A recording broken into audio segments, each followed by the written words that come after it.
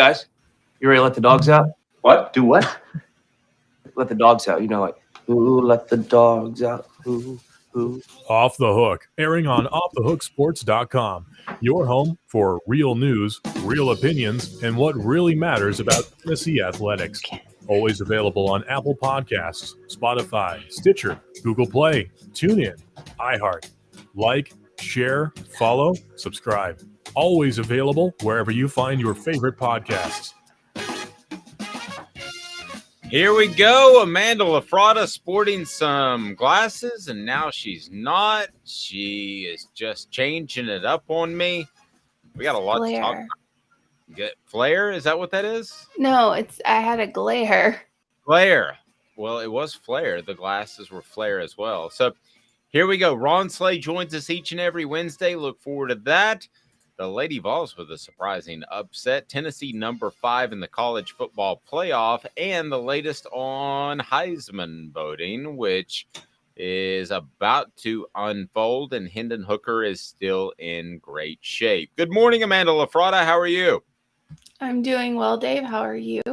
I'm well. So we did a show last night after the college football playoff committee selection show, and it was not like the week before where Tennessee was number 1, but in a lot of ways, I think it should be every bit as satisfying.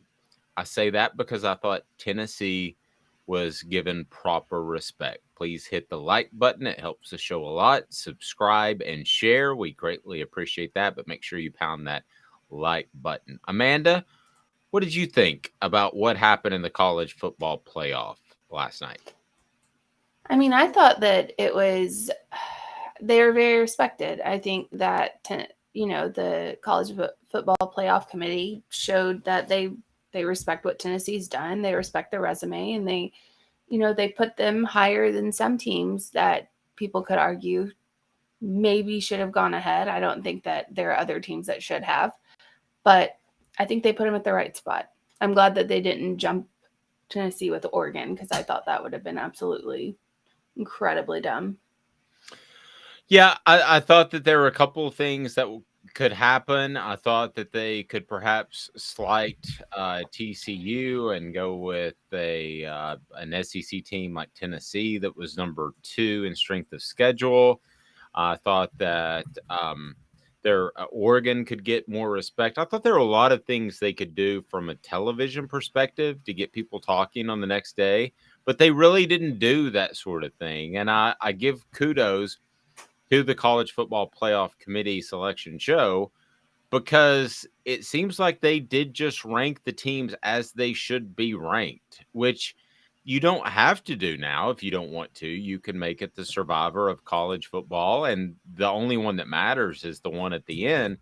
So I'm sure there's that temptation to do that, but Amanda, they didn't do that last night. So kudos to them. It seemed genuine is the one word I would use.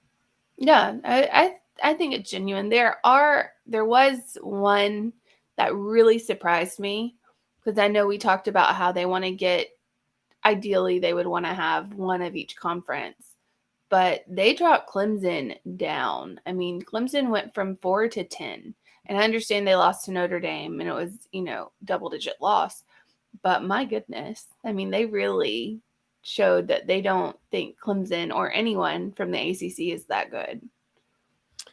Below Alabama, too, who has 2 losses. Now, on the surface, you would say, how could you possibly do that? And if you go way back into the AP days, Amanda, then, I mean, literally a lot of these games weren't televised. I know we're going way back before I was alive even, and you were alive, but a lot of these games weren't televised. So there was no way, because you didn't see all the games, that you would have Clemson drop that far below Alabama.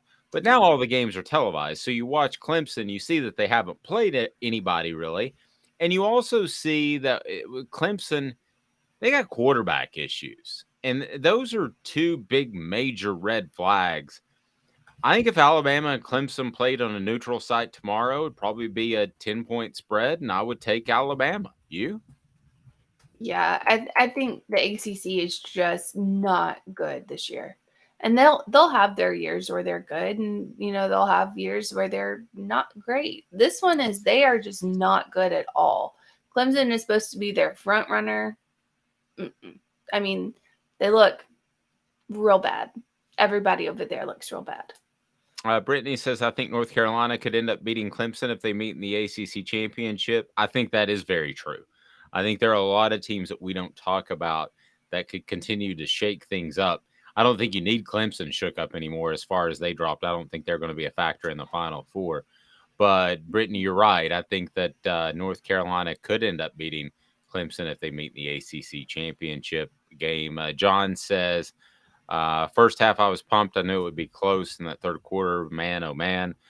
Talking about the game last night with the Lady Vols. And Brittany pointed out that OSU was actually favored. The Lady Vols had way too many turnovers and were outscored by one player in the third quarter. It was hard to watch, especially in the second half. And, I want to get back to football, but how long does the shadow cast by Pat Summitt, one of the greatest coaches of all time, how long does that affect this Tennessee program? I don't know. That she not only won a lot of games like Mike Krzyzewski, but she built a program like Bobby Bowden. I mean, they were about to drop football altogether. So there, you see the struggles that Florida State has had, except for a brief period under Jimbo Fisher. But is Tennessee ever going to be what they were under Pat Summitt? Probably not. But can they be a championship contender year in and year out? Yes, I believe they can. I think they could be. I think the only time that you actually get out from underneath somebody that big, that's such a bright, and not only just a coach, but a person in general.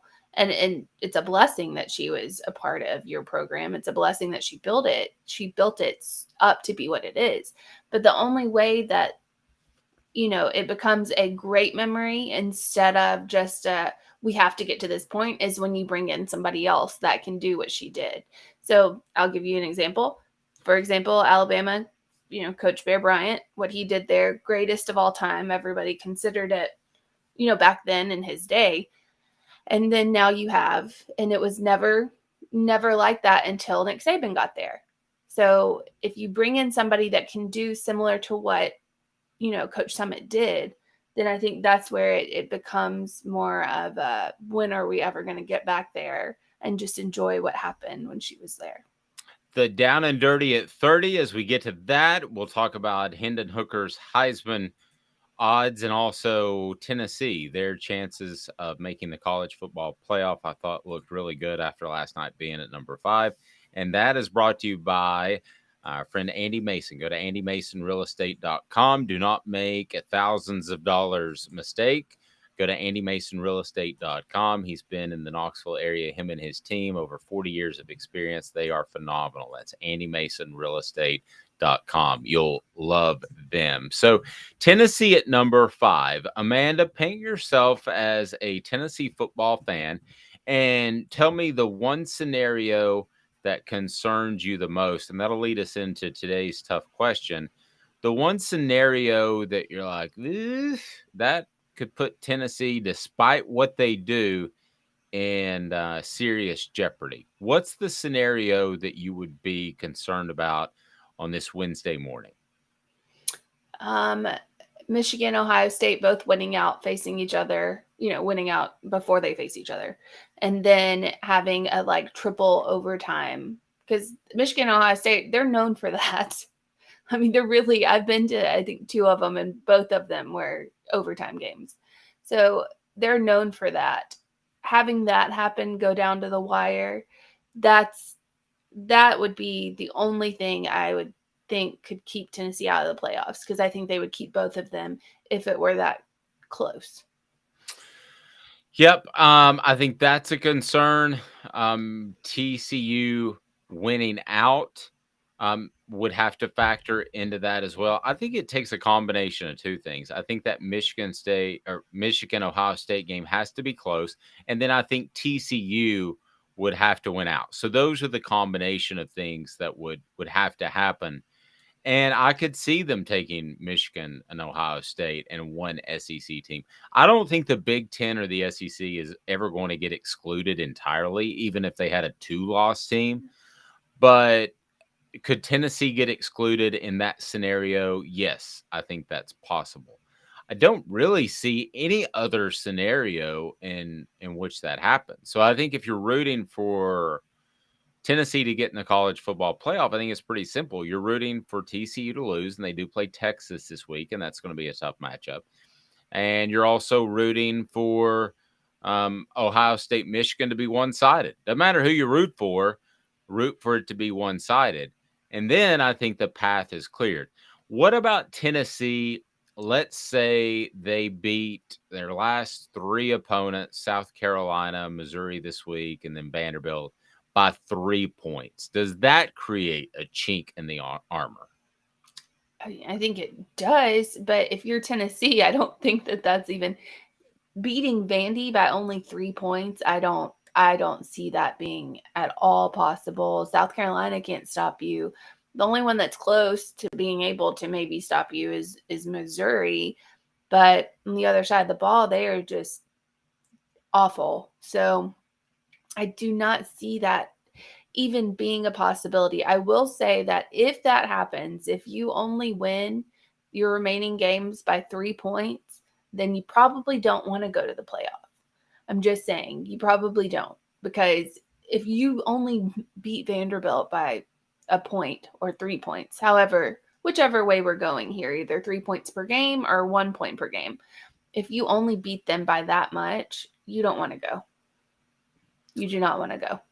No, and Joey pointing out that Texas is favored by 7. Brittany saying, I'm so glad we were playing Missouri at home. Yeah, because that Missouri trip, kind of like Vanderbilt, is just kind of a bummer. I mean, there's really little excitement there, and you're coming off a tough loss. I think the fact that you're at home, you have the home crowd behind you, get you fired up, and you're right. I mean, I think home and away sometimes can be overdone. I think the better team usually wins no matter what. But in this particular case, I think Tennessee benefits from a home crowd, and that will be very significant. So a couple of other notes we wanted to get to: the down and dirty at 30. And as we mentioned, Tennessee is number 5. So let's go down the rest of the list. And there are no real big surprises as far as this being a made-for-TV event. They didn't really do that. Georgia is number 1. Ohio State is number 2. Michigan at number 3. TCU at number 4. Then you do have Oregon kind of floating out there, and this was the right decision to be made. And I wrote this before the show yesterday. Tennessee should have been number 5. No question about it. No doubt in my mind. Oregon got beat far worse by Georgia than Tennessee did. Now, they both were handily beaten. So, and I do believe that Georgia could have beaten Tennessee worse if they wanted to, if they were factoring in style points, which they didn't need to. LSU gets pretty significant respect. I guess that was my one surprise, that LSU, and they got hammered at home by Tennessee, was above Southern Cal. That surprised me a little bit. And Alabama in at number 9. And you said Clemson. That's the exact quote. Clemson got done dirty. They did get dropped significantly. So if anybody was worried about Clemson challenging TCU or challenging Tennessee, I think the committee spoke volumes there. They're not going to magically, unless everybody loses in front of them, they're not going to magically move up 6 spots to take that 4th spot. No, they had, this was their one maybe, against Notre Dame, their maybe game where we saw them, they could struggle, they could lose. They didn't lose. They got hammered. Hammered by a Notre Dame team that lost to Marshall. Hammered. So they probably felt disrespected. However, they didn't really get disrespected. I would have dropped them out of the top 10 altogether, just based on the way they've been playing and the fact that it's not getting better. It's just getting worse over there. So and the quarterback. There's too many holes in that Clemson team. As far as Georgia should be number one, but I think that Oregon lost to Georgia, and I kept saying 56 points, 46 points. It doesn't matter. It was significant enough that no one really cares how big how many points it was. That Oregon loss to Georgia, though, I think is way worse than that Tennessee loss to Georgia. I mean, Oregon could do absolutely zero. They could do nothing, zero defense, couldn't stop them. And Georgia or Tennessee at least had defense, at least challenged. As Caleb says yesterday, there's a couple of plays there where Tennessee would have been back in the game. And I know Georgia, looking at it, handled them, but Tennessee still stuck around for a little bit. I mean, they came back, I guess, one score, but still, they fought harder than Oregon did. I think they should be more respected than Oregon. John said, smash that like button. We love you, John. Hit that like button. We greatly appreciate it. Helps the channel, and some big news coming down the pike. Brittany said, did you all think it was interesting that they showed a top 7 this week instead of a top 6? I didn't notice that. Was that on the graphic, Brittany? I imagine. I didn't notice that as far as the way they broke down the top 7. But are there 7 teams that realistically could make the college football playoff? How many teams, let's discuss that right now. How many teams could realistically make the college football playoff? 1, Georgia. 2, Ohio State. 3, Michigan. 4, TCU. 5, Tennessee. 6, Oregon. Then you have to get into things really have to break your way. I'm going to say, even though they're ranked behind LSU, that Southern Cal has a better shot of making the college football playoff. That was the one quirky one, I thought, because at 7-2, I just don't see that happening. At Southern Cal, if they win their conference championship, which is not going to be easy, but if they do that, I would think they have a real possibility. Alabama has 2 losses. Could Clemson suddenly find a quarterback and make a run? They would need a whole lot of help. So my answer to my own question, allow myself to introduce myself, is Georgia, Ohio State, Michigan, TCU, Tennessee, Oregon, and USC, to me, are the 7 that have a realistic possibility of making the college football playoff. They still would need some help. Some of those teams would still need some help. But I think those are the 7 teams that you're really talking about. That doesn't answer your question, Brittany, because that's not the way they had them ordered out. But to me, there are 7 teams that could realistically make the college football playoff. I think there's 10. And I Really? say that, yes. And I say that because we don't know what's going to happen, down the road. Do we think Michigan or Ohio State's going to drop anything before they play each other? No. But I also think the committee does look at teams as in, how are you right now? If you are going against, say it's Ohio State versus Georgia, how are you right now? Are you going to be able to hang with these top dogs? I see LSU has vastly improved. We saw them lose to Tennessee bad, but then we've seen them since that loss kind of picked up and done what they needed to do. Could they give Georgia a run in the SEC championship? Yes. If they do, and if they win, I don't see you keeping LSU out, because again, it's not like AP rankings. It's where's your team now at the end of the season? Could you be the top 4 at the end of the season? I could see that happening. I could see Alabama getting in there, probably not getting in there, but I could see people arguing, oh, they're the top 4 if everything starts clicking, which it won't. But I'm just saying, teams like that, say Clemson starts clicking, stuff like that, I think the playoff committee takes into consideration. Dean said, I'm a bit concerned with a possible distraction with the NIL money impacting and distracting Hooker. That Mercedes seems to be a possible focus changer. I prefer getting the goodies at Christmas. Dean, I from all that I hear and the way that players, and we have Cooper Mays and Jacob Warren every Sunday on our YouTube channel, so please like, subscribe, and set your notifications on. I do not think that is any concern at all. I will go ahead and lay that to rest unless there's something I don't know about. Probably not the best timing. I get where you're coming from, Dean, but I'm just going to go ahead and tell you that every player wants to win games, not only for themselves and for the power T and for all of that. They want to win for Hendon Hooker. They have a deep appreciation of what he's been through, and that to me speaks to his character. That to me speaks to the fact that he is not going to slip up along the way and get distracted by NIL money. I would be incredibly surprised to see that. Dean does say he got those endorsements just before the Georgia game. Well, D. Williams didn't get any endorsements, and he let that punt go out at the 1 yard line. So I think that was a bigger factor. I think Tennessee getting beat up front by guys that were better offensive or better defensive linemen on that day was a bigger factor. Brittany said, according to Reese Davis, the Tennessee loss to UGA was just as bad as the Oregon loss. Insert eye roll. Amanda, you have some strong feelings on that. You? What do you think? No, I disagree. I completely disagree that the Tennessee loss was as bad as the Oregon loss to Georgia.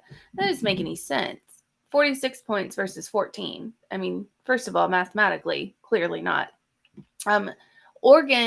Tennessee could at least scored points. Oregon couldn't score anything. I mean, barely a field goal. They couldn't do anything against Georgia's defense. Tennessee could at least move the ball. They made a couple of mistakes, yes, that cost them a lot, especially that punt that you're talking about, the special teams going out the one, a 75-yard punt. Like, dear God, how do you got to catch that ball? You have to. It's not wrong. Yeah. Anyway, continuing on. No, I do not see that at all. And normally I will agree with Reese Davis because he has covered college football for pretty much ever. But no, I think that is absolutely just that's not accurate. Looking at those games, and I understand people think that Georgia dominated Tennessee. I don't really think that they dominated Tennessee. I think that they played better against Tennessee than they played all season. And I think you have to also take into factor the motivations, the college football playoff coming out and saying, oh, Tennessee's number one, jumping Georgia feeling disrespected. People like Eric Ainge coming out and saying, I played there. It's not that loud, stuff, people giving Georgia that fuel that they needed to get up for this game. Georgia is very much Dr. Jekyll, Mr. Hyde. You can catch them at a bad day like Missouri did, and Missouri should have beat them. So, no, I don't think that Oregon loss and the Tennessee loss are even comparable. I will say semi-comparable in that I thought that Georgia was clearly the better team on that day. But if you give me 3 plays that I can flip, 4 plays that I can flip, I believe that I can make that Tennessee-Georgia game close. One, I thought the punt return or lack thereof that went out at the 1. We mentioned that. The other one, I thought Cedric Tillman should have done whatever he had to do to break up the interception and the streak when he's running the fly route down the sideline. I thought you just have to break that up. I don't care what you do. There was a Princeton Fant pass that was overthrown. I'm missing another one. I feel like I could pick 4 plays and flip them Tennessee's way, and that's a ball game. I don't think I can pick 4 plays in the Georgia-Oregon game and make that a ball game. I don't think you can pick 20 plays and make it a ball game. I mean, really, you can't. Oregon just looked like, I don't know, a deer in headlights, a duck in headlights, I guess. And, I mean, they just look completely unprepared. And, again, Georgia knows Bo Nix. They know Bo Nix. They played him at Auburn. They know who Bo Nix is. So, Georgia was overly prepared for Oregon. And I don't think Georgia was overly prepared for Tennessee. I think they just were so motivated. And also you have to look at where the problems with Tennessee where they were during that game. And that's wide receiver. Those defensive backs were all over those wide receivers. And as we've talked about before, you can call pass interference on any play. Literally in college football, any passing play, you could probably call pass interference unless the ball's just way over their head. They were never called. I don't even know. Did Georgia even get one pass interference call against them? I want to say they got one, but Maybe one, but on every play you could have called it. That plays a big factor. I do not want to play the officiating card, but I will say this. I think that's the type of game. You remember me saying that officials can get caught up in games, especially basketball. Yep. I do think that's the type of game that officials can get caught up in. And if it's a 51%, 49% decision, that you can flip the wrong way. I will say that. Joe said, I thought Hendon didn't have his best game for sure, but jumping off sides 8 times puts a lot of pressure on the offense. They didn't stay ahead of the chains. They just didn't. And if you don't stay ahead of the chains with this offense, you're going to have some big time problems. It is time for today's tough question. And today's tough question is brought to you by Guardian Investments. Guardian Investments. Oh, wow, guys. In a world where knowledge is power, education is the battery that makes it run. So at Guardian Investments, it's awesome. You can get one of the absolute best financial advisors. Nowadays, we all can jump on a video teleconference, and you can do that. And they're one of the nation's best. So you can have that type of service. I'm telling you, especially I know a lot of our audience is a little bit younger. Make some better decisions than I did early on, and you will be in a fantastic position. So go to GIAplantoday.com, GIAplantoday.com. You can just click on schedule a meeting, and you'll be very happy that you did, because they're also going to explain the decisions that they make for you, to you, and you're going to love Guardian Investments. GIAplantoday.com. So here we go. It is time for today's tough question. We do our research. Have you done your research? We're working like heck. Today's tough question. What's the real debate? You sipping my soupe, Guadalupe? Exclusively on Off the Hook Sports with Dave Hooker and Amanda LaFratta. You drinking my sake, Kimosabi? Oh my God.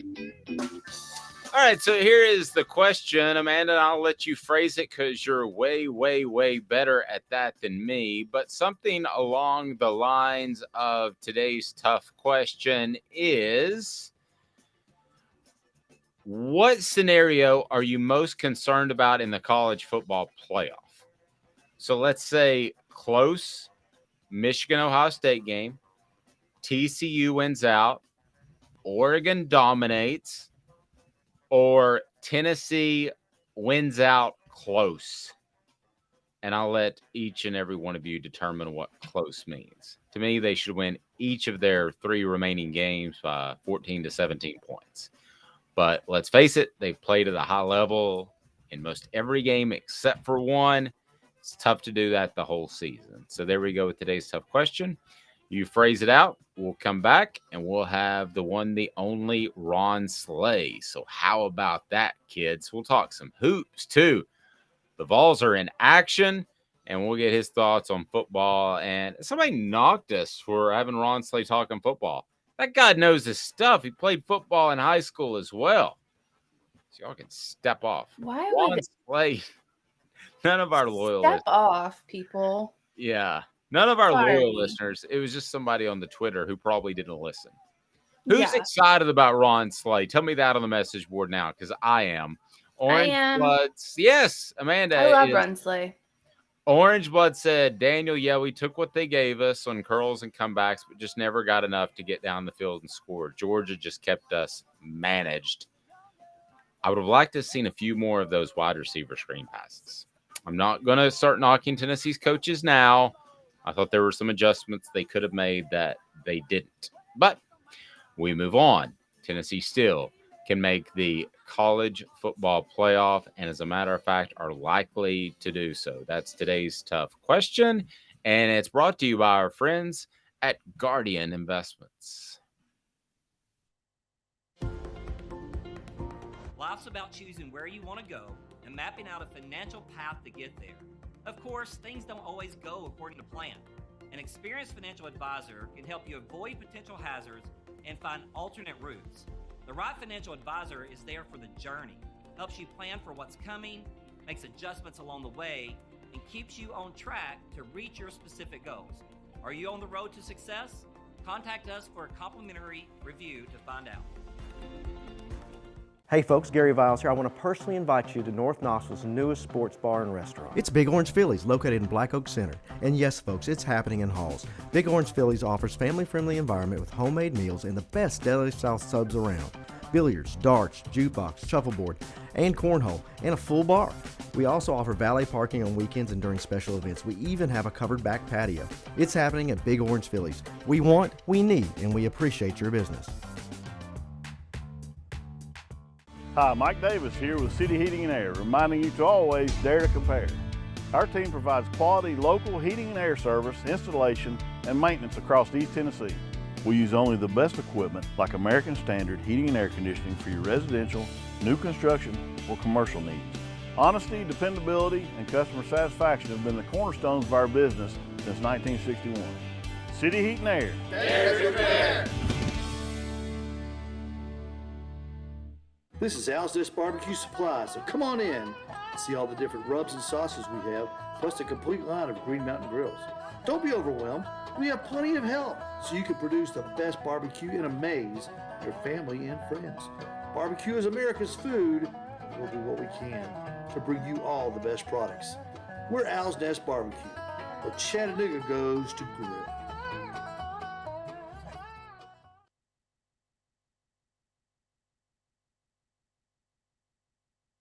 Got cataracts? We can fix that. Never miss another moment. With a little help from Doctors Campbell, Cunningham, Taylor, and Hahn at cctis.com.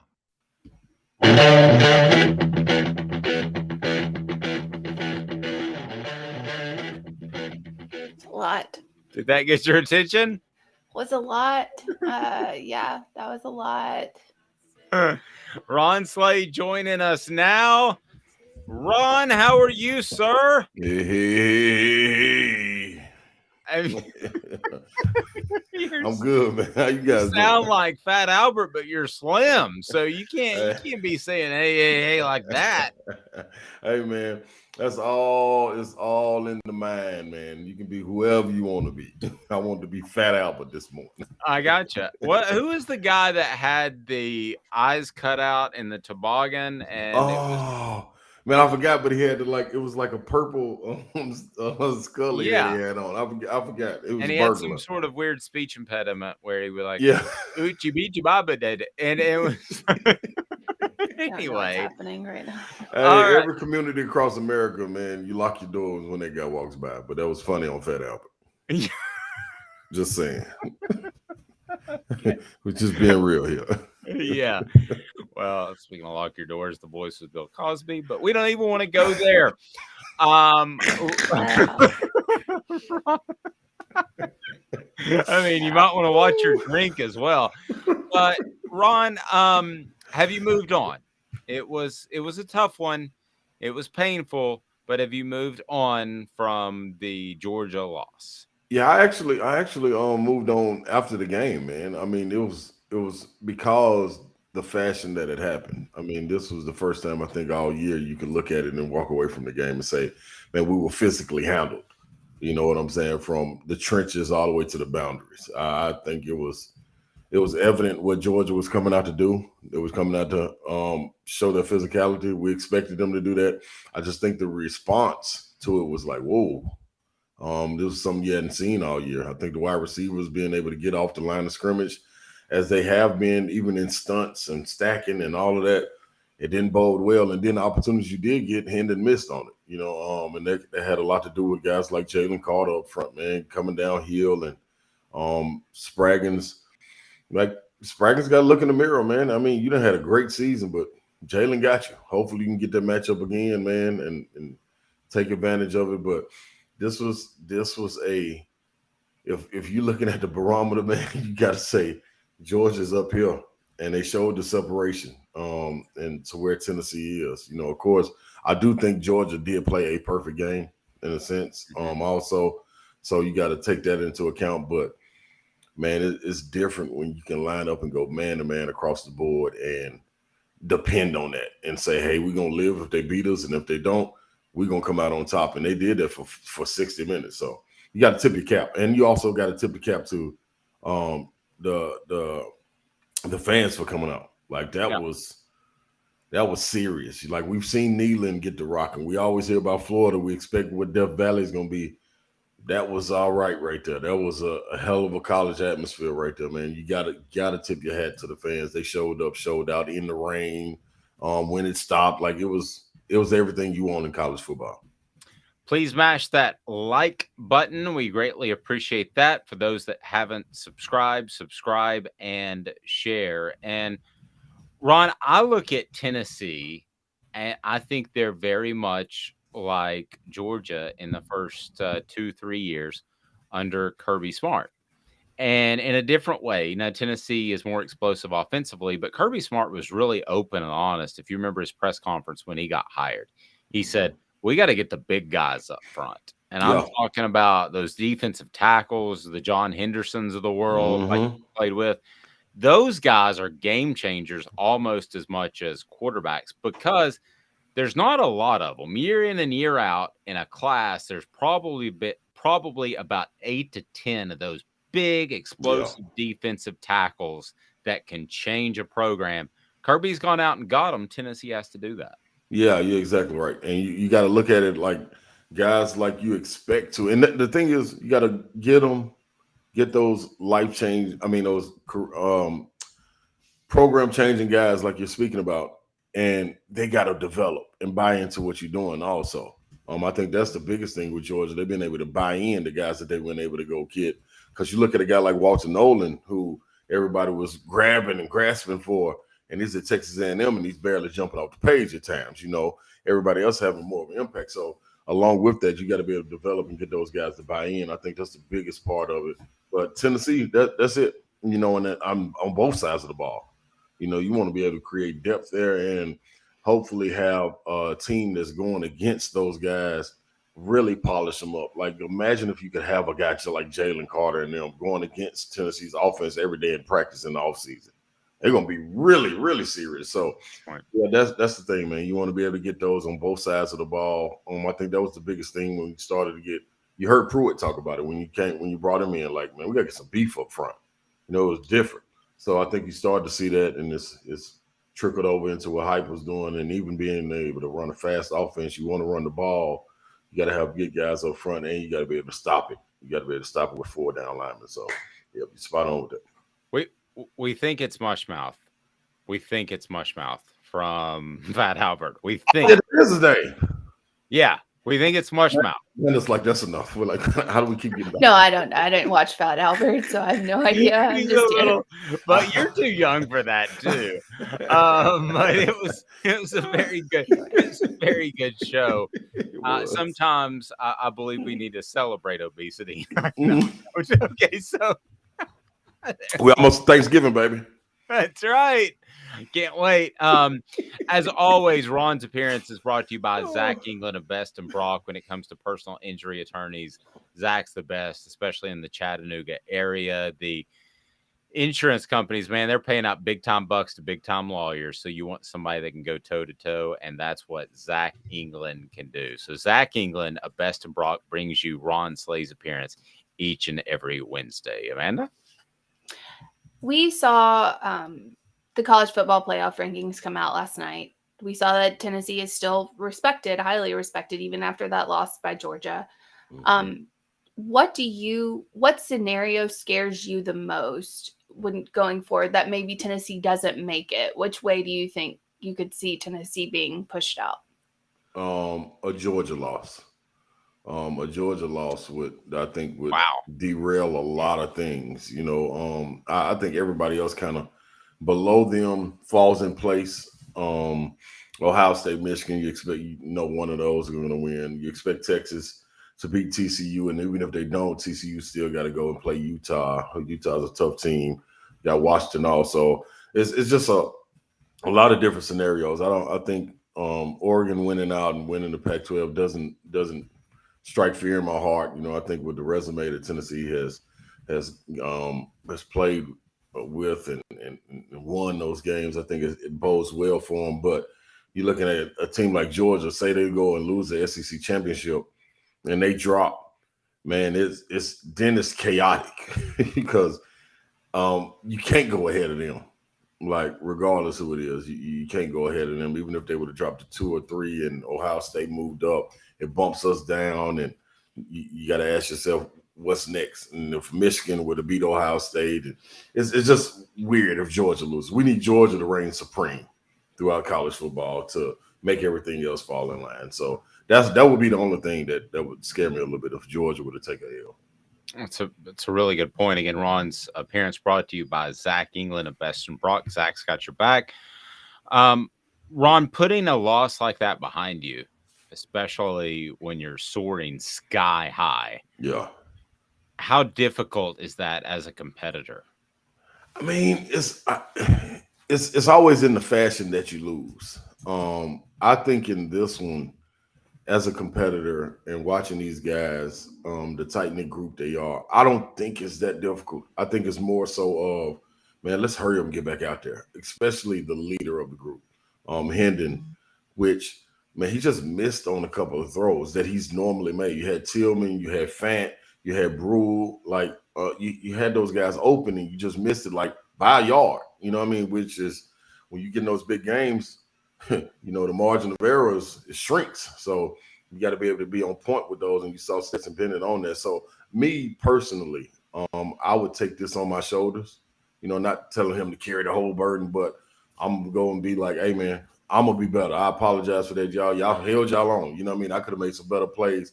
And I individually, even though it's a team game in football, more so than any other, I make those throws. I give us a great opportunity to win, and I've been making them all year. So I'm gonna put it on my shoulders, man. I know everybody else is gonna rally around me, and we're gonna carry it. And let's get to the next game. And I'm show you in this Missouri game, we're gonna go out and get some style points. You know what I mean? And then South Carolina is supposed to be big and bad at night. Yeah, it's gonna be rocking.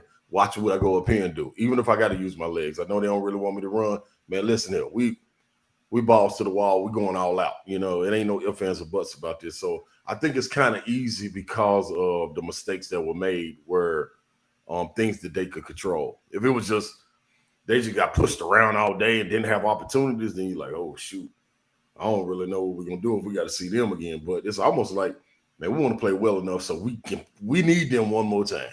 You know what I'm saying? Kind of like Alabama, like Georgia and Alabama was last year. We need them one more time. So I think it'll be easy to move on in this fashion. We've seen Missouri kind of test Georgia. We saw that. And we've seen a really bad Missouri. Yeah. How do you think Tennessee will fare against Missouri, and what do they need to do to just make this game just beyond, like, I don't know, just beyond? I think I jump on them. You got to jump on them. Like you still have you have Neyland, you have the effects of that, and I think you let the crowd push you over the edge. And Missouri hasn't seen anything like that all year. Like this, even though they played Georgia as tough as they could at Mizzou, that was at home in their confines. You know what I mean, and comfortable, sleeping there on their own beds. This ain't that. And then you're coming off a angry win, like not only for the players and them wanting to come out and prove a point, but man, the fans saw what happened, and they saw how loud that crowd was. And then you got senior night. Like, you don't lose on senior night. You don't. I don't care what it is. We got to get up and play at 6 a.m. You're not losing. You just don't let that happen. So you go out, man, and you affect it just the same way you've been doing all season long. And you hit them in the mouth. I think they'll be probably more so prepared for the run. Their defense up front has played really well.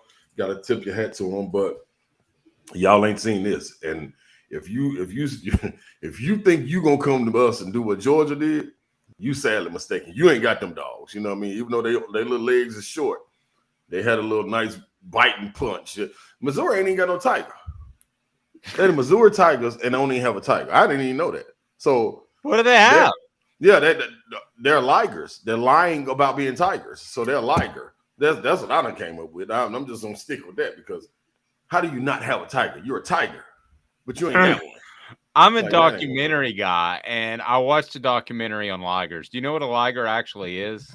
Yeah, lion, tiger. Yes. It's when you mix a lion with a tiger. Well, when you mix the genetic code, they never stop growing.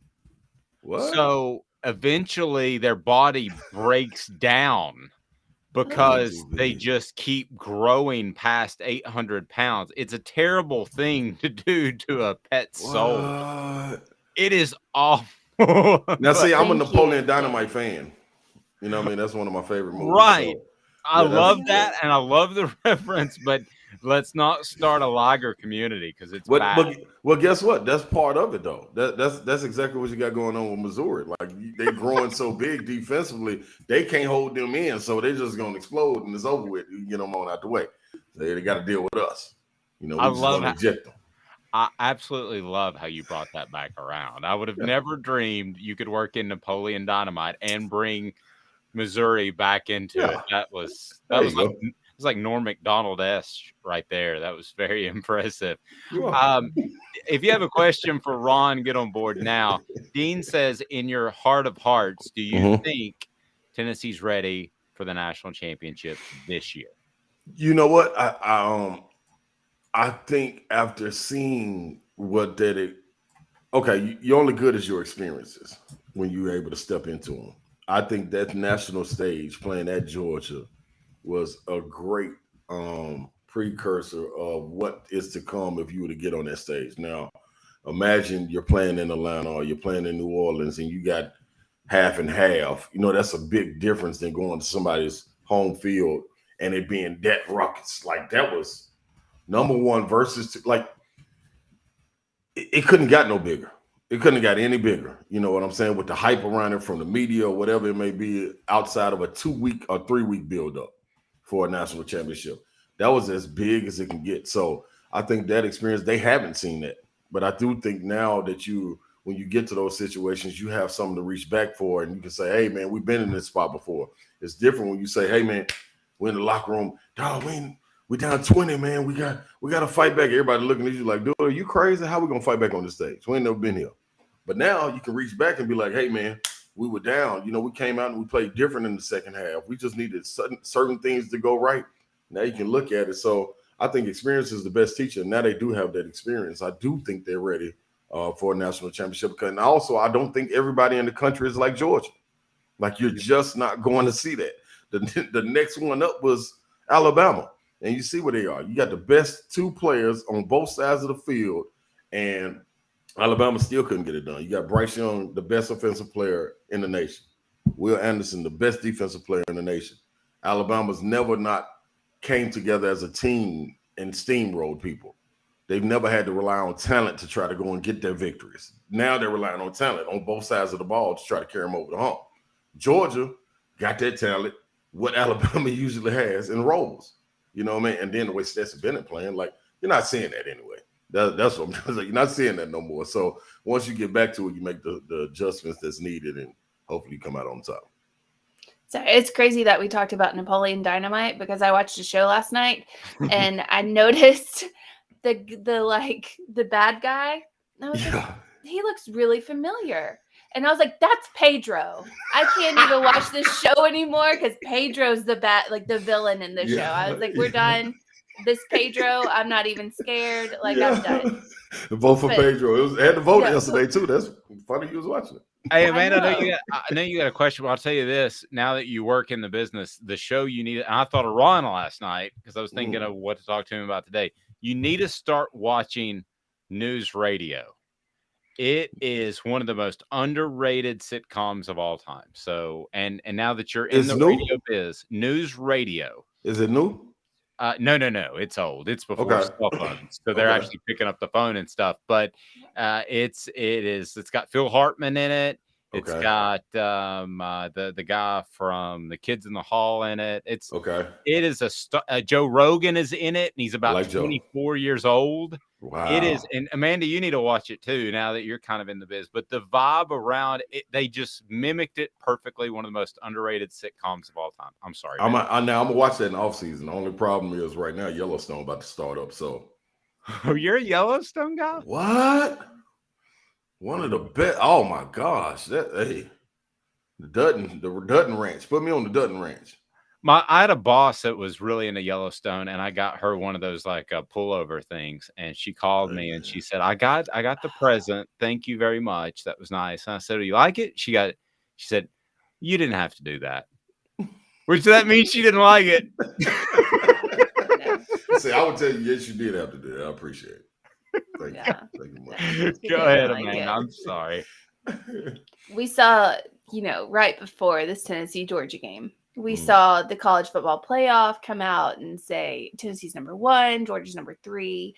How do you think that, plus other things like Stanford's not that loud and, all of that, all the challenges that people are throwing at Georgia, how do you think that affected this game and Georgia's style of play? Well, I think, to me, man, you never need motivation, but it's welcomed. I don't think there was anything needed to try to push them over the hump, but for sure, you heard Kirby, them talking about Stedman and looking at it, and they got to look us in the eye, they got to face us for 60 minutes, this, that, and other. So this is our house. So I mean, yeah, it played into it. I mean, and once you sleeping dog, you got to let them lie. I wish they would have went on to put him at number 1, so we could have had something to battle for. But I mean, it is what it is. You don't duck it. I think it's it's for ratings too, as well. Knowing that it'll shake out the way it is. Same reason they're gonna put TCU at number 4. Because they're going into Texas, like, to get it back hyped up. If the season was to end today, I still think Tennessee would be 4.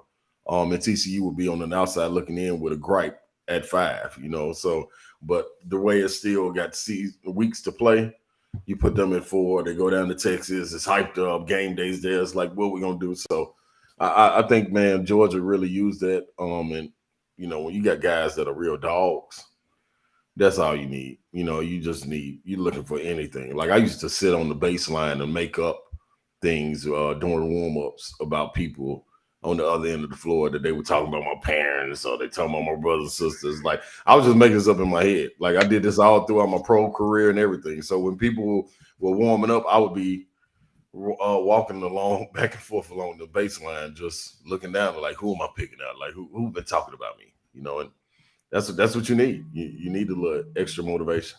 I do that weird stuff too. And then I do it like Michael Jordan. I took that personally. Yeah, that's it. Yes, he does. It. Yeah, he takes everything. One guy told him, "Good game," and he said, "I took that personally." Yeah, it is what it is. You got to deal with it. He said, "Good game." Okay, the Stetson Bennett phone number got out. Did you ever have anything like that happen to you or one of your teammates where? Because I do remember, I can't remember the player, but I know one player was called up until like 4 a.m. at the team hotel. Yeah. Did you ever have anything like that happen? No, at that time, man, we were we didn't have NILs and stuff like that, so we were broke. So my phone was getting cut off all the time, and I was getting numbers changed. So if you were able to keep up with my number, you had some good going. I do remember one of our players, it might have been Tony Harris. Somebody's number got out in Gibbs one time. And players were calling, we ended up leaving it off the hook. I mean, not players, fans were calling, we left it off the hook. But no, I never had to deal with it, man. I'm happy I didn't. Maybe if I would have had some money, my phone would have stayed on. It would have kept my number, and then they would have called me. But I would have relished it like that. There's some people you don't want to do that to, and apparently Stetson is one. You don't want to do that. You would have did that to me. I promise I would have gave you 50, and everybody would have heard about it. Yeah. Tell me about Cameron Carr, Tennessee's newest commitment for Rick Barnes, and just how recruiting is going in general. I mean, if I'm recruiting against Rick Barnes, I say, oh, he's 89 years old and all this stuff. But it doesn't – I mean, he's recruiting like a banshee, like he's 32-year-old Rick Pitino. It's just incredible. Man, you got to look at it, man. First of all, Cameron Carr, man, look like a young athletic wing. It's funny to watch these guys, man, as long as they are. If you look how long his arms are, you're like, God, like what position do he play? You automatically think down low somewhere around the rim, but a guy that can really handle the ball, man, create his own shot on the wing. Potential is there. The sky's the limit for him. Like if you look at his limbs, like he's not done growing. Like his frame has to it has to even out with the length of his arms and his legs at some point. So this is a guy that looks like he can grow about 2 more inches. Probably come in and be a good 3-year guy for him. Some piece that you can build on. You start to see these guys that he's going to get, like Keon, more athletic wings that can get out there and defend. You see it in Meshack. You see it in Phillips. You see it in guys like that. I can't wait to see what Garrett does with him, the strength coach, man. Like what he's going to do to transform his body is going to be very impressive in the summer, getting ready to go into the season next year. But as far as recruiting goes, man, they're doing a great job. I think he does a great job of the guys he puts around him. Coach Gainey does a terrific job, and all the way back to Lanier Schwartz, now all the way up to Coach Rod Clark, Justin Gainey, all these guys around him, man. He got grassroots connections and stuff. You see, he was a product of Mocan Elite. And if people did a little research, like Coach Rod Clark came from Mocan Elite after his stop at Austin Peay and then getting to Tennessee. So you get that's what you got to do, man. If you don't have a connection to the youth, you got to go out and find somebody that does, and I think he's done a great job of filling the staff with people to do that. And also social media is a great platform, a great connector for them. And these guys get out there and go on visits. And even if they don't commit, they're out there showing, the pyros and everything that's going off and the atmosphere that it is in Thompson Bowling, and it recruits itself. So you at least want to come take a look. And once they get you in the building, there's a good chance they got you, because it's not another atmosphere like a TBA. Yeah, all they need now is Nico to start recruiting for basketball. And then they're gold. Hey, that's all they need, man. One person like that ain't bashful, man, and he'll get it. See, they just got the big offensive lineman, man. So I'm interested to see more of that. You can get more linemen coming.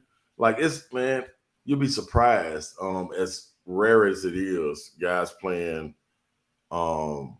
basketball, 2 sports still in high school, like with training and stuff going year round. Like you got Big Omari coming from Briarcrest. I'm sure somewhere down the line that helped with Kennedy Chandler, them being teammates and winning state championships in basketball. Like all of it correlates at some point somewhere down the line. It just makes it easier. Like when I got there, I automatically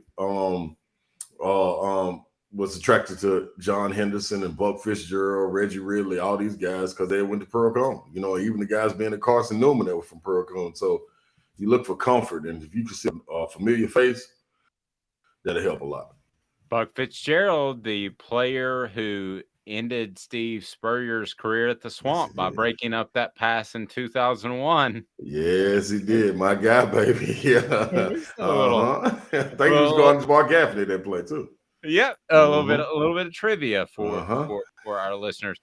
I love Tennessee basketball fans. They get so involved. They know hoops, and I think when you have Butlers and Gonzagas early in the season, it gets them excited. How does it affect players to have some of those big name schools early on, as opposed to, nothing against Austin Peay, but the Austin Peay world?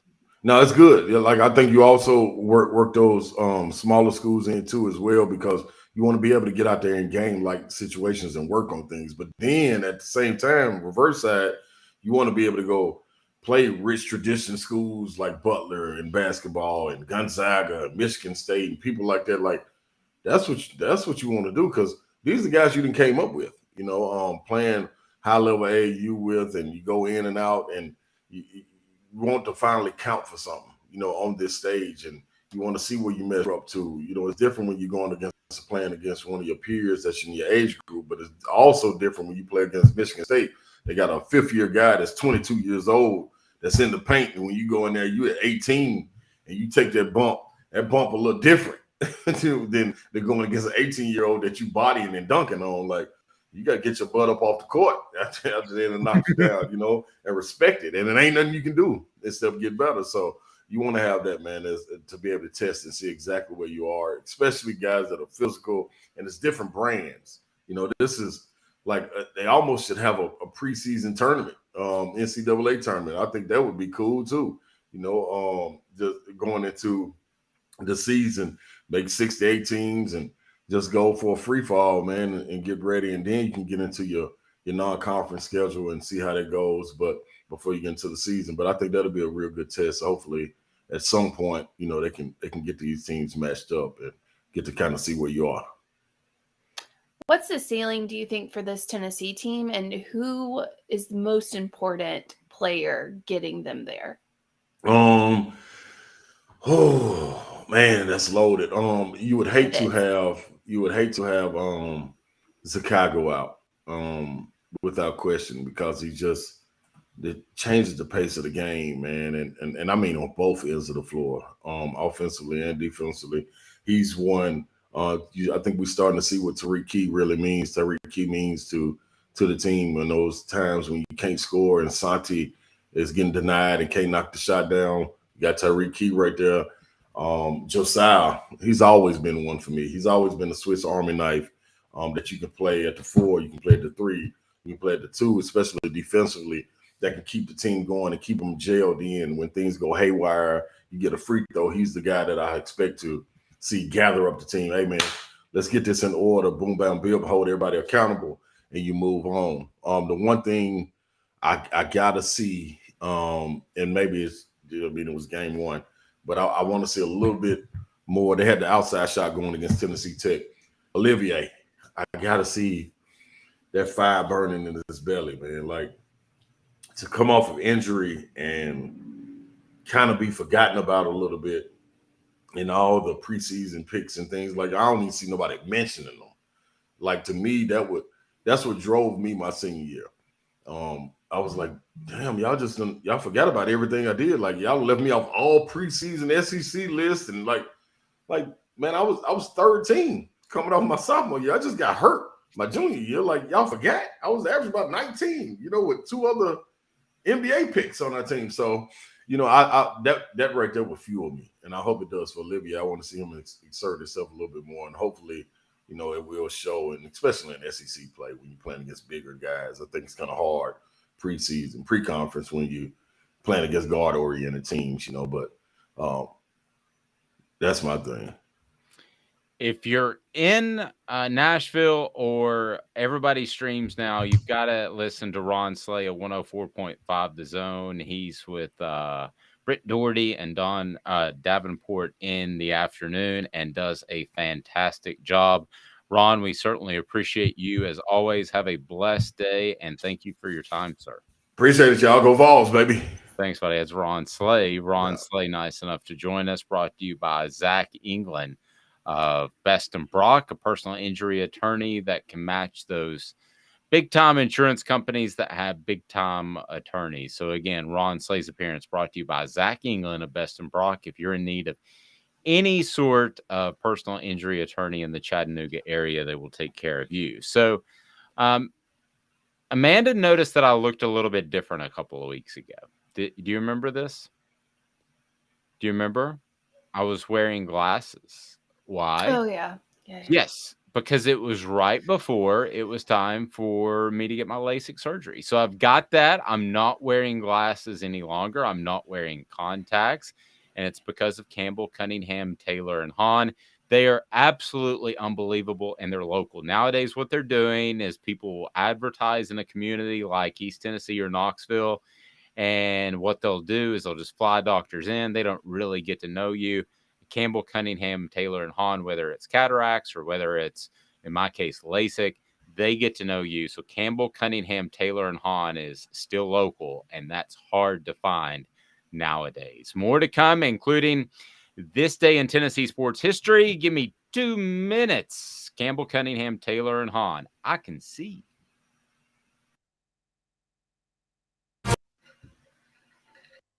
Sun, sand, and salt water, the beach is a very relaxing place. Unless you wear contacts. Ow!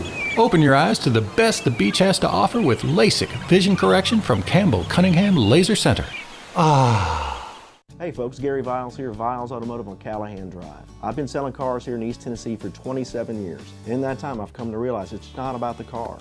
It's about you, the customer. So I'm here to take care of you just like family. Good credit, bad credit, you name it, we can get you taken care of. If we don't have it, we can find it for you. We go across the country to get any vehicle that you want. And here at Viles Automotive, we don't believe in fake numbers.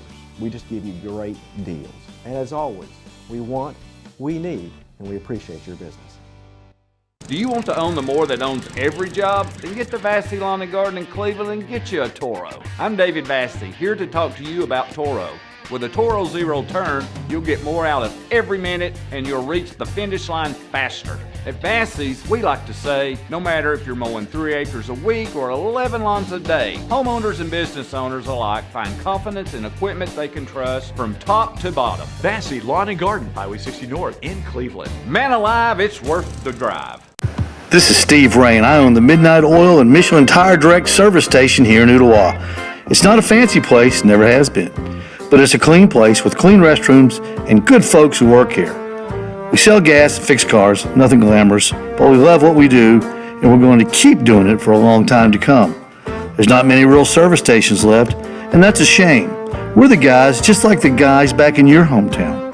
We'll fix your tire, change your oil, and put a new set of Michelins on your car. If you want a Twinkie, you'll just have to keep on going. Thanks for the business.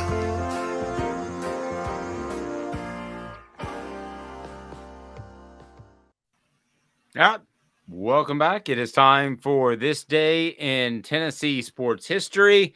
And we want to be sure and thank the one, the only Brittany for supplying us with a spreadsheet that I've done pretty good with figuring out the spreadsheets. Amanda, what do you think? I think you've come a long way. I was watching political coverage last night, so I'm getting better at my political answers. Where you don't stick to one side or the other, you just say something that makes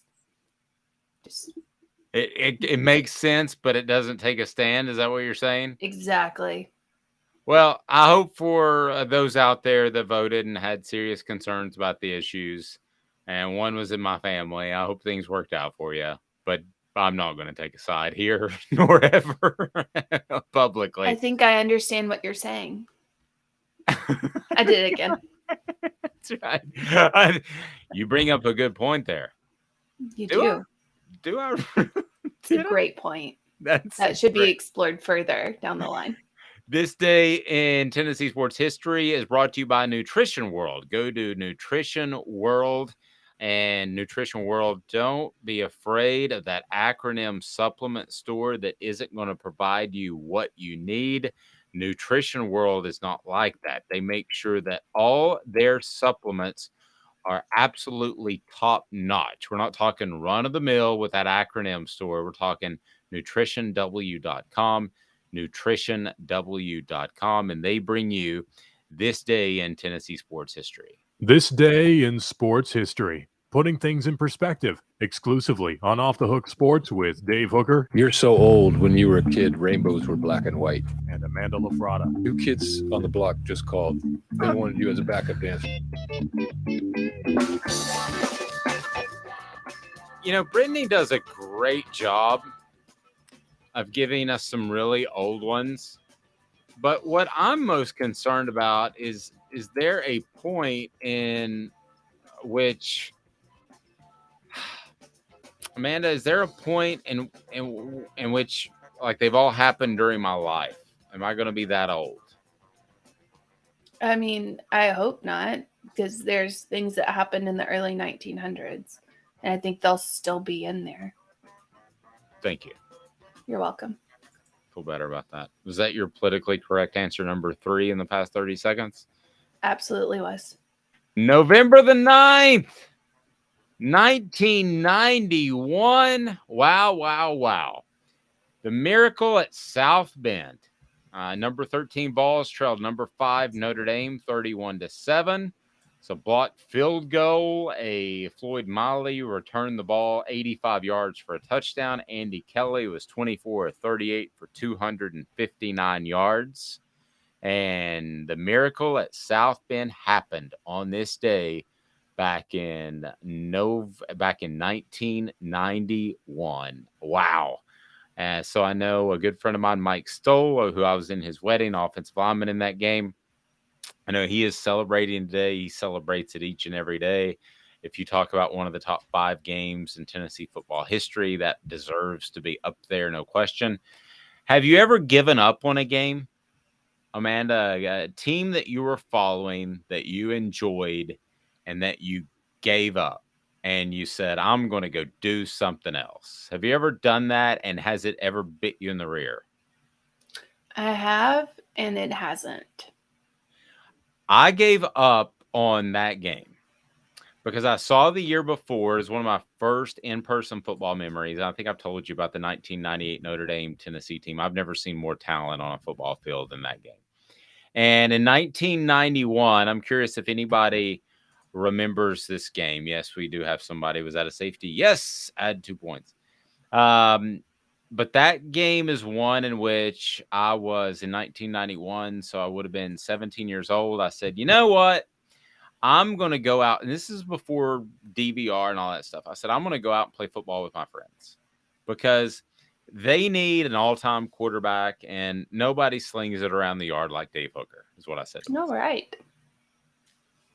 It's so great that you have such a, it's always good to have a good opinion of oneself. Yes. Now, I'm curious, did they have me be all-time quarterback because I had a great arm, or I wasn't a good athlete at playing other positions? That's the question. But anyway, so I went out and I thought my friends need me, both sides, both teams. They need me to be the all-time quarterback. They need Dave Hooker before Hendon Hooker was even born. And I went out there and we played and we were exhausted, and we come back in. We caught like the last 30 seconds of that game because Tennessee was down by whopping 24 points at one point, I believe. It was an unbelievable game. And I had to wait a couple of years to be able to see it on videotape because I went out and played backyard football. And it was one of the greatest comebacks, not only in Tennessee football history, in Notre Dame history, and probably you would say also in college football history. It was the miracle at South Bend. There were like 8 plays that if any one, Amanda, didn't go Tennessee's way, they don't win that football game. There were like 8 plays, and there was the blocked field goal at one point where the young man blocked it with his rear, and kind of like the Mount Cody thing. That hurt. It didn't feel great. But yeah, no, that's right up there with one of the greatest games. The miracle at South Bend, this day back in 1991. Man, those teams were absolutely loaded. And I know that Andy Kelly was probably still to this day very, very pleased that he was able to get that monkey off his back, because he threw a ball the year before in Neyland Stadium. It was a little bit flat and was intercepted when it looked like Tennessee was going to come back and win the initial matchup of the home and home series. So the official craft beer of Off the Hook Sports is Zool Beer Company, xulbeer.com if you're listening on the audio platform. And we've got exciting things to tell you about that, by the way. But Zool Beer Company has parking downtown. They also have worldwide award-winning craft beer, which I've gotten much better at saying. And it's a good time to hang out there, Amanda, no question about it, and watch some football. Wouldn't call it a sports bar, but great selection of beer and just across the board. And they do bring you the conversation we have with Josh Ward each and every week. That's on our YouTube page. So Zool Beer Company's just good beer. Yeah, and they actually do show Tennessee games. There's a private event space in the back, but they'll open it for the Tennessee football games. There's 2 70-inch TVs back there and full sound. So they turn it up. You can go back there. You can watch it. You have, a server that will bring you beer. Just go out, have a good time at Zool. And Abridged is always there on Saturdays. So you have a burger, beer, watch the game, call it a day. Yep, and Abridged, the burgers I keep hearing are absolutely fantastic. So I need to get out there. What are those smash burgers? Is that what they're called? Yes, and they're ridiculously good. What does the smash burger mean again? No idea.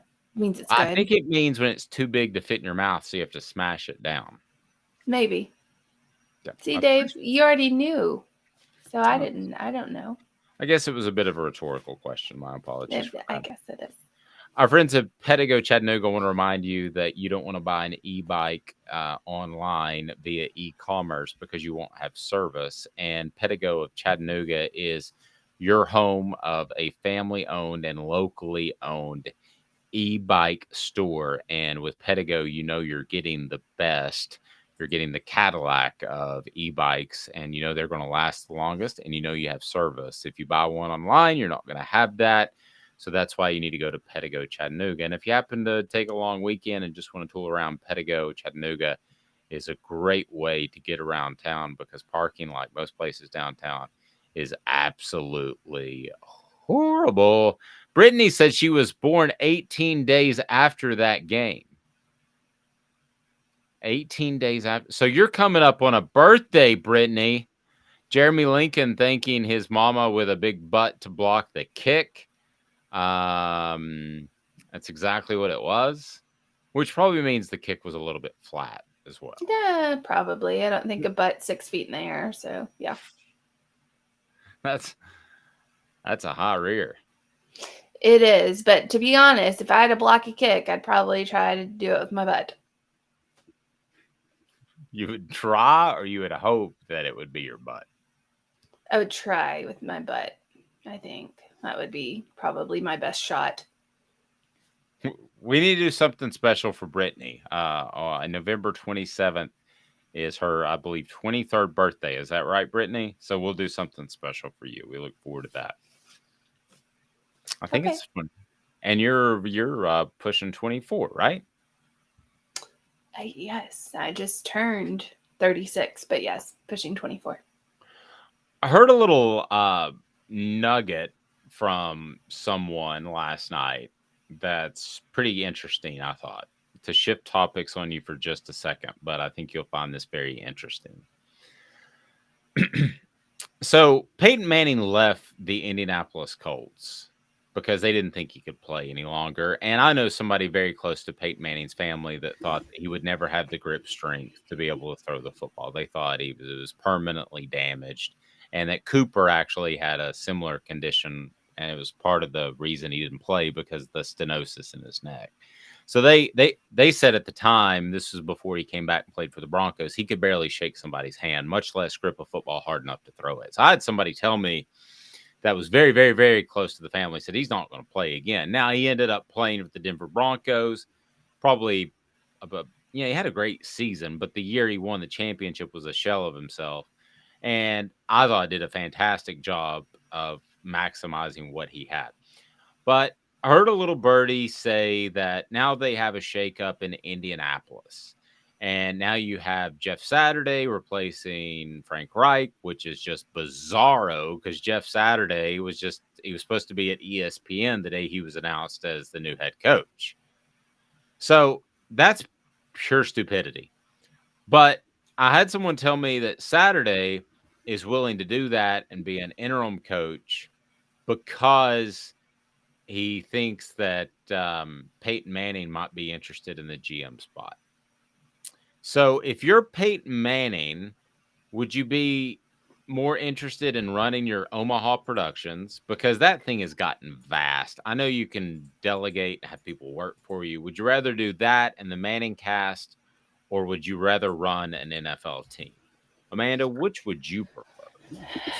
If I'm Peyton Manning, I'll go with what I would prefer as just me, and then what I think he would prefer. Okay. So if I were Peyton Manning, I think that I would prefer to just stick with the Omaha Productions and just run that because there's not a lot of stress. There's not a lot of, it's your thing. It's not a whole team. It's not a whole fan base. It's just your thing. Peyton Manning, on the other hand, I think would rather be the GM of an NFL team like that because I think he is obsessed with football. I think he is. Tom Brady's same way. And Peyton Manning actually had the same surgery that my mom had on her neck where she couldn't even lift her arm. So I know it was really bad. But I think that he would take that GM position hands down. And if he does, then just hand it over to Cooper. Cooper's good too. And, Cooper can do I'm talking about the, Omaha Productions. Just hand it over to Cooper. I mean, apparently Cooper was the best one out of all of them. So just hand that over. Cooper can do it. We've seen him do commercials. He's fine. Yeah, I think that, and Joe said this. I think Peyton has more interest in ownership of a team or a GM than a GM. And we're also talking about this could be like the vice president of football ops. So maybe not a GM where you make actual personnel decisions, but you hire the GM. So if I misspoke, my apologies. But I believe that Peyton would like to be a part of an ownership group of a team. I think he'd be around football. I think there would be a lot to that. I think the Omaha Productions is something to do for the time being until the exact right opportunity comes open. And it may well be the Indianapolis Colts. It's one of the rare divorces in sports where a superstar leaves on good terms. And even if they didn't, a lot of time has passed. And there's not a Lucas Oil field if not for Peyton Manning. I mean, the Colts are not relevant to this very day if not for Peyton Manning. I mean, that was the laughing stock, 3-13 every single year, 1-15 until Peyton Manning got there and changed the trajectory of the program. The Jeff Saturday thing is just the most bizarre hiring that I could possibly imagine, Amanda. I mean, you had Hannah Storm literally say that, hey, I just wanted to offer this up. Jeff Saturday is now going to be the coach of the Indianapolis Colts. So I guess he won't be here tomorrow because he had a shift at ESPN tomorrow. I mean, it was literally that out of left field. I mean, she's live on the air and said, well, I guess we'll reschedule tomorrow's show. Maybe he wants to get out of the left field. Saturday? We're going politics again, yes. Oh, yeah.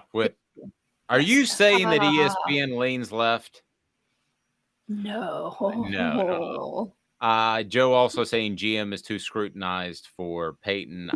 Just my opinion. I agree. I think he needs to be a front office guy. And having a 30-year-old offensive coordinator, passing game coordinator, a 30-year-old OC, passing game coordinator. Okay, but let's take this one step further. If you're Peyton Manning and you take a front office position, and Jeff Saturday, I think, is going to be an interim coach. And Dan Orlovsky has said that he has spoken to Jeff Saturday about possibly coaching together at some point. And that Dan Orlovsky, who is an incredible NFL analyst, would like to coach one day. But if you're Peyton Manning, who do you call to be your head coach? Who's the perfect fit that you have a relationship with? Josh Heupel. Struck me about 3:30 in the morning in my insomnia when I was thinking about that. So if you're Peyton Manning, do you stay true to your school or do you make an offer to Josh Heupel and know that you may undermine yourself and your fan base at Tennessee, but you already have legendary status and you can build the Colts up? Because I'm telling you, don't worry about Oklahoma. Worry about the NFL. Because the NFL loves them some Josh Heupel. He's a creative mind. He's a creative mind who has shown that he will adapt. Brittany says he better not. Yeah. I'm with you, Brittany. I'm with you. Orange Blood said, nope, Heupel not ready or cares for that. I don't know about the latter, but I can promise you Josh Heupel is a smart enough man where he is ready for that. He may not want it. He may not want to deal with divas. He may not want any of that stuff. I'm not arguing that, Orange Blood. But I will say that I don't know what's in his heart of hearts. And we really don't. Nobody does except for probably him and his family. But is he ready for it? Yeah. He could do that. He could do that job and have success. I'm not saying he's going to be the next Bill Belichick. That's But just a rough thought, though. I mean, just thinking, would Peyton do that to Tennessee? I think the only way that he would do that and bring Josh Heupel on, if Peyton, this is lots of ifs, ands, and buts. Sure. But the only way I think that Peyton would do that is if he had somebody else in mind for Tennessee. Like if he already had somebody in place that he thought could take the reins. Because we've seen that Peyton is diehard orange and white. We've seen that he lives, breathes, everything volunteers. So I don't think he would just intentionally kind of screw Tennessee over unless he sees somebody that he could say, okay, you can come in and you can do this job. You will be successful. And he has like a rapport with someone. What would be super interesting? Let's just throw this all out there. This topic way too much. I think it's fun. I think it's fun to think of things like this. So what would be super interesting, and I wonder if Tennessee fans would be okay with it. Say Peyton Manning pulls Heupel to the Colts, okay? Say this is just a situation. What if Heupel goes to the Colts and Kiffin comes back to Tennessee?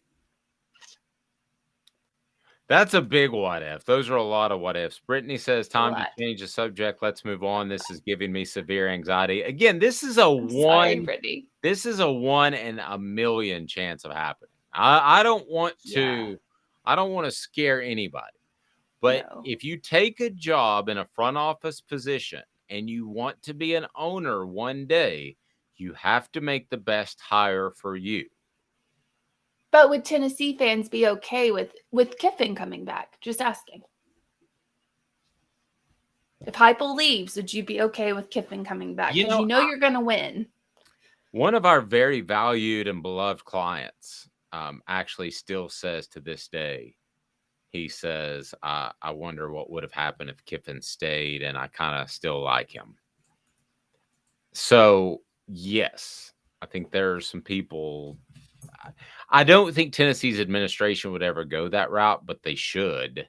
Danny White would do it. I guarantee you Danny White would do it. I mean, if Josh Heupel decided he wanted to retire from coaching because he decided he wanted to go coach soccer like Ted Lasso, okay? And that show's incredible. When's it coming back? It's been off for like 18 years. So it has to come back soon. But if he decided he wanted to go coach soccer, then Lane Kiffin is the first guy you should call, because he would say yes in a heartbeat, and the offenses are similar, and he would do a great job.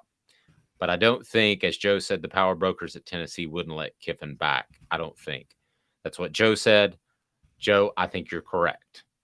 But it's certainly interesting to think about. Just offering that up. And I am telling you that it's a matter of time until an NFL team calls Josh Heupel. That is going to happen. I don't know if it's this year, it's next year, or the year after.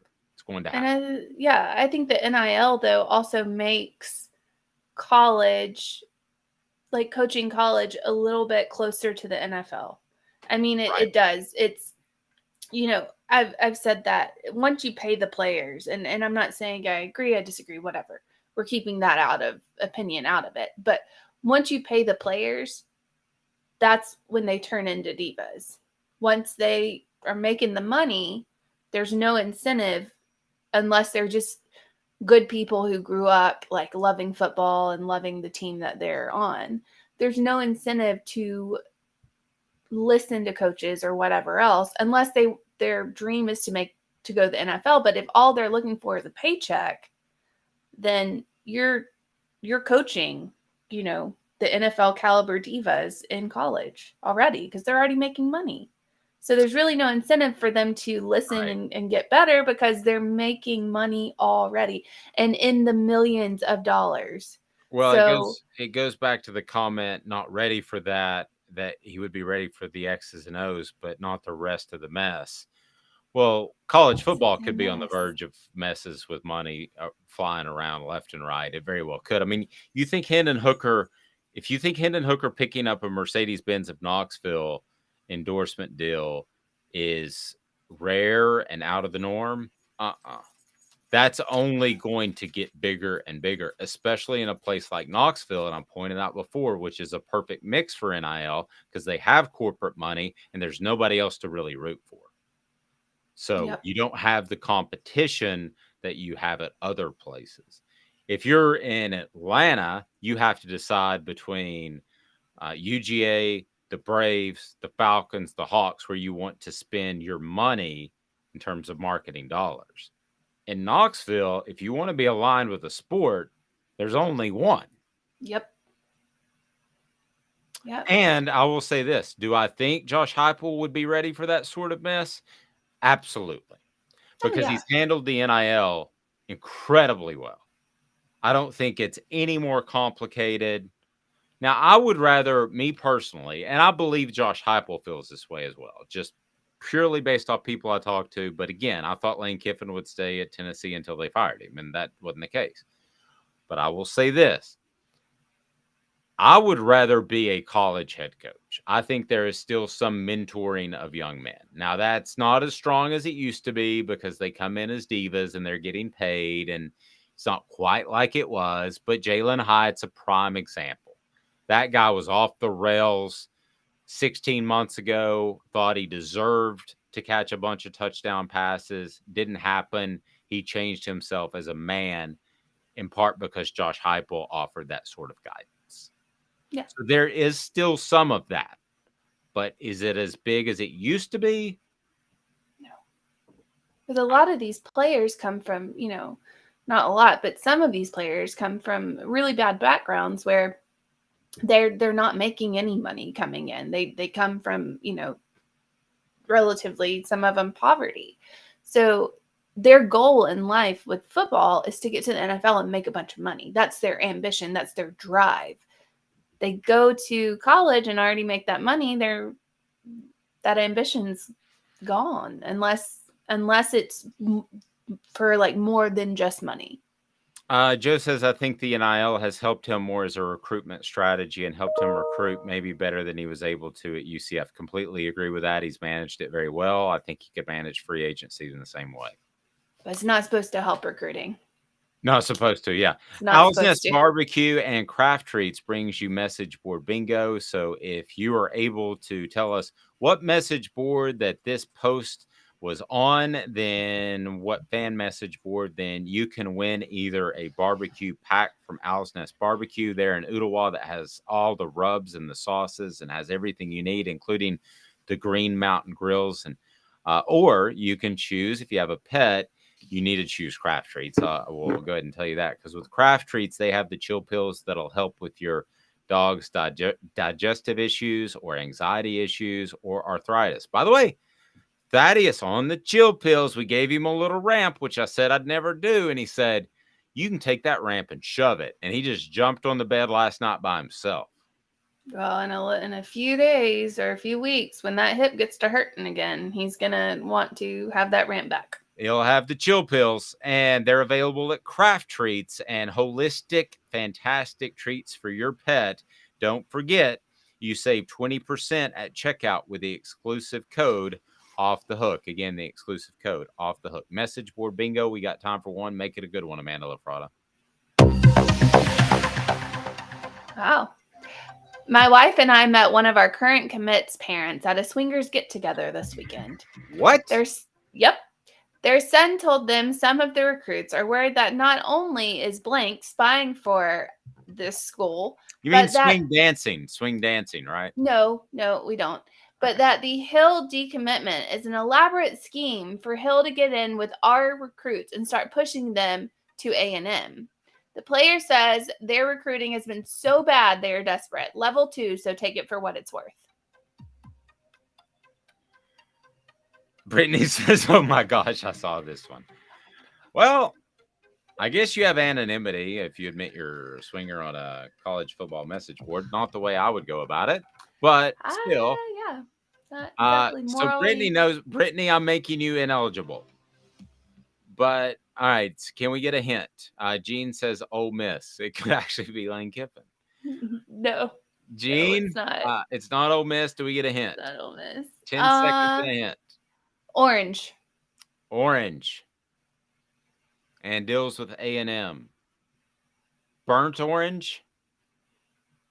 I'm telling you what shade of orange it is. I think it's Texas. Okay, it's Texas. So no one wins because Dave just said it. Well, I mean, I have to move Good deal. forward at some point. Have a fantastic day, everyone. We thank you, City Heating and Air, cityheatandair.com. Integrity matters. Vassy Lawn and Garden, man alive. It is worth the drive and a great place to have lunch or dinner or shoot some stick and hang out, throw some darts, and sing some karaoke. Is Big Orange Phillies on Maynardville Pike. It's easy to find and great access from North Knoxville and Maynardville. It's been a presentation of Off the Hook Sports. She's Amanda LaFratta. I'm Dave.